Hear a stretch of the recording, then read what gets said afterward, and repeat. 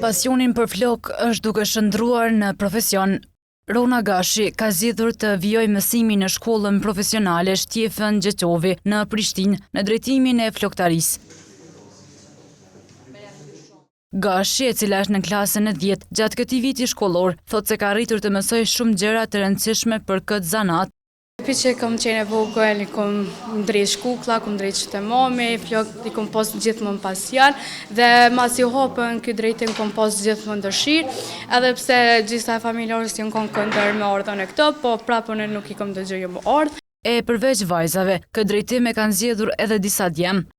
Në mesin e tyre është edhe Liris Karicaj, i cili që në moshën 13 vjeçare ka filluar të punojë këtë profesion. Ëndrat e mia janë për shembull më bosh një berber me emër, një berber shumë i fortë me çel lokalin tem, nëse më na ikon edhe jashtë shtetit, mi pas 2-3 pikat mia.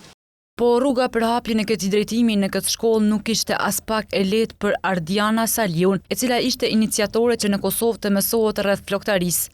Saliu, e cila për 18 vite jetoi e studioi në Angli, tregon se si erdhi ideja që kjo shkollë sot të ketë këtë drejtim profesional. Për mu ka qenë shumë interesante pse gjitha klientët e mia po vi me flok të dëmtuara, të dëmtuara me kemikale. Edhe u lumtova pak edhe e kuptova që shkollim adekuat, profesional në Kosovë nuk kesh.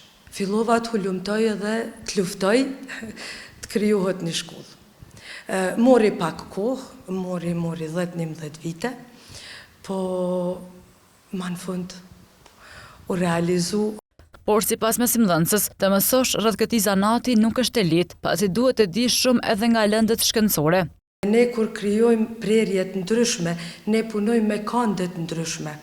Kështu që gjeometria është patjetër të kuptohet. Pastaj lënda e kimisë është shumë e rëndësishme sepse ne punojmë me kimikale të cilat janë shumë të rënda.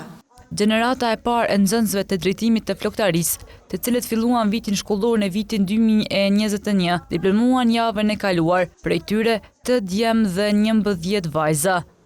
Për cilin shërbim di më shumë të klientat në dyqan?